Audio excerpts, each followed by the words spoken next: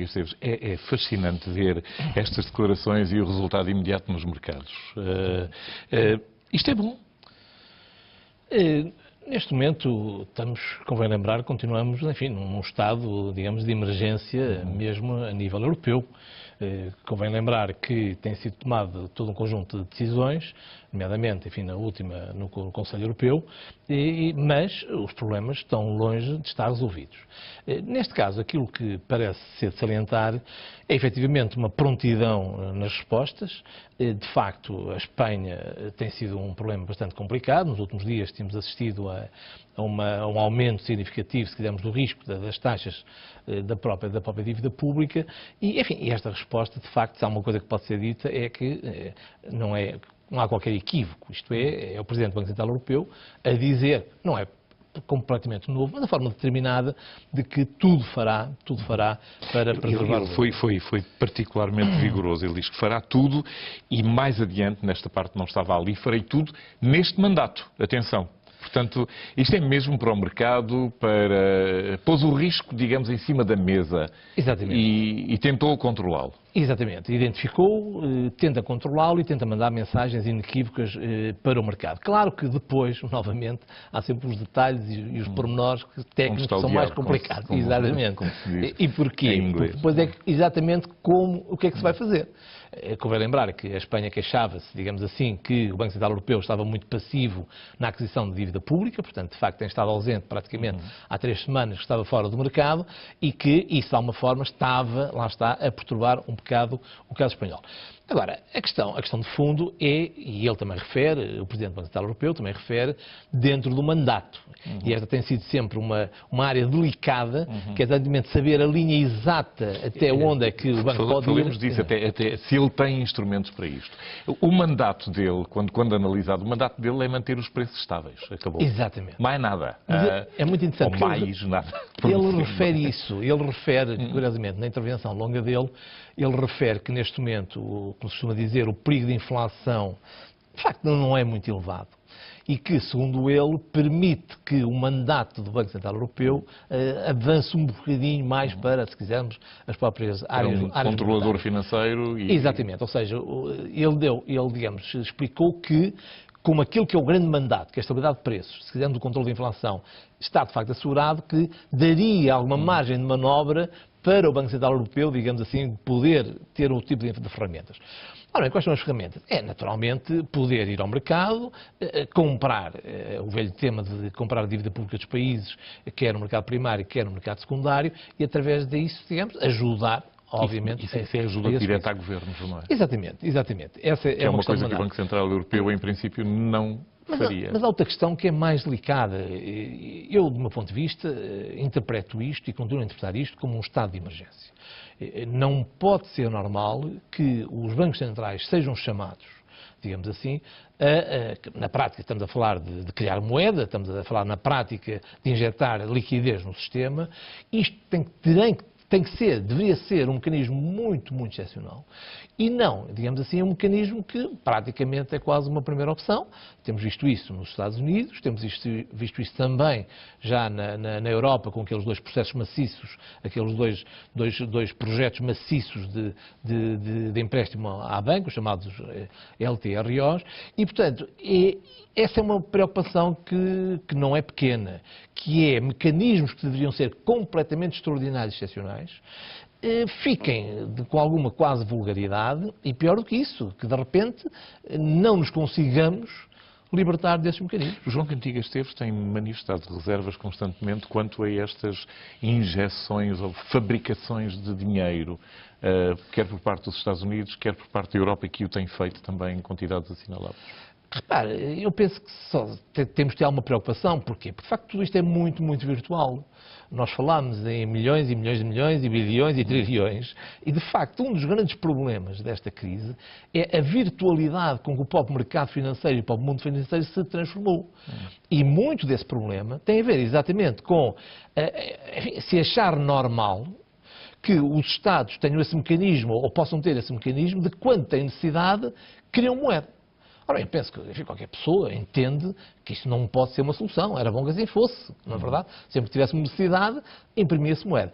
Aliás, saiu neste momento um estudo muito interessante aplicado ao caso dos Estados Unidos, porque, como sabe, os Estados Unidos têm feito isso de forma aberta e maciça, de injetar liquidez no mercado norte-americano. E, infelizmente, a economia está longe de dar sinais. E agora um estudo muito interessante que saiu de uma instituição prestigiada norte-americana, em que fez uma análise e alega que esse tipo de dinheiro, que é criado, digamos assim, através de criar moeda, de imprimir moeda, que efetivamente chega a ser contraproducente para o próprio famoso crescimento económico.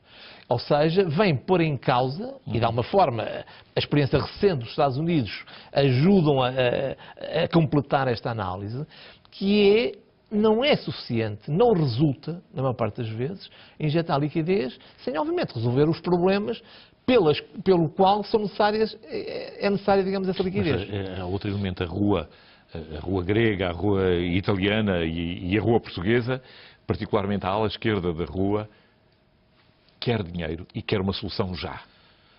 Pois esse é um grande equívoco, porque naturalmente... A pressão política aí.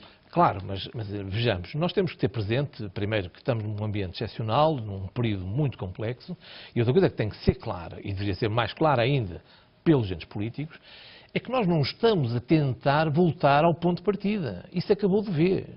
O modelo que nós tínhamos, nomeadamente o bem-estar coletivo que nós tínhamos, esse, tal como conhecíamos, acabou de vez. Enunciando o termo maldito modelo do Estado Social que nós tínhamos. Exatamente. Fica alterado. Porquê? Porque, enfim, quem o criou, que foi eventualmente muito diligente e voluntarioso a definir os benefícios e a quantificar os benefícios e tudo aquilo que tínhamos direito, já falhou completamente na sua sustentabilidade.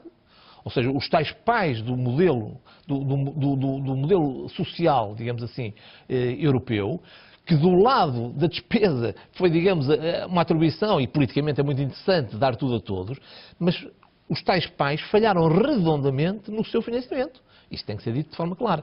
E, portanto, aquilo que nós estamos agora a tentar fazer não é, de todo, voltar ao ponto de partida que esse acabou. Agora, o que eu não vejo ser discutido, e penso que é lamentável, que devia estar a ser discutido pelos agentes políticos, era exatamente onde é que vamos, para onde é que vamos, para onde é que caminhamos, nomeadamente qual é, digamos, vamos chamar assim, o estado, o modelo social residual que ficará e em que áreas. Esse debate não está a ser feito pelos agentes políticos, que é dizer assim, bom, está bem, não é possível ter tudo, que já se percebeu, não há dinheiro para tudo, mas queremos estar mais na área da saúde, queremos estar mais na área da educação, queremos estar mais na área da segurança social. Esse debate não está a ser feito. E isso causa muita perturbação nos cidadãos, inquietação e, por vezes, até revolta. Porquê? Porque ainda se passa uma imagem de que possa haver... voltar a um ponto de partida. Isto é um modelo tão simples que eu chamaria até simplório da minha parte, para já é construído por mim, portanto é completamente leigo. Mas houve uma reação extraordinária que é de restar em termos dos mails que eu recebi e dos interessantes blogs que de vez em quando me enviam, que é aquela história que eu referi de, para se conseguir um rendimento sustentado de 500 euros mensais, a pessoa tem que ter um investimento em risco da ordem dos... São 300 mil, mais ou menos, que eu vou corrigindo este número à medida que vou aperfeiçoando esta ideia, sem contar com os impostos. Esse raciocínio é excelente, permite-me que felicite. Porquê? Porque eu acho que uma questão do dinheiro e da declaração de moedas... Mas as pessoas não querem ouvir este... Não, perdeu-se o respeito ao dinheiro. Não é o respeito, é a relação, acho eu, entre a realidade do dinheiro e de onde é que ele vem. Exatamente. E eu acho que isso é um problema grave. Ou seja, de facto, como o dinheiro aparece, é tirado para cima, digamos, dos assuntos, dos problemas, de facto, aquilo, eu chamaria mesmo quase um desrespeito. E o dinheiro custa a ganhar. E essa análise permite exatamente percebermos que o que existe custa, dá trabalho, é penoso, mas tem que ser. Agora... Por exemplo, ainda voltando à questão do Estado Social, eu, enfim, cruzei-me com um artigo, achei interessante, e de repente dei comigo a pensar que teve a ver com aquela greve dos médicos que tivemos há pouco tempo. De acordo com um artigo, que está publicado, enfim, que houve 2 dias de greve, como sabemos, e de acordo com as estimativas, nomeadamente dos sindicatos, foram canceladas 400 mil consultas. Ou seja, eu de repente, será que de 6 em 6 semanas todos os portugueses estão doentes? Ou seja, é normal que em 2 dias Extraordinário. haja 400 mil consultas. Ou seja, isto é que de facto aqui há algo de muito errado. Quer dizer que de 6 em 6 semanas todos os portugueses estão doentes. Portanto, realmente há aqui esta questão do Estado Social, que tem um problema grave, e isto está completamente estudado, que é quando... 400 mil, eu ainda estou com esse número, obviamente. Canceladas, ora seja... 200 mil por dia. 200 mil por dia, com isto base é normal, com base nos nossos números de população, é... 6 em 6 semanas, mais ou menos, estamos todos doentes. Ou melhor, estamos todos em consultas.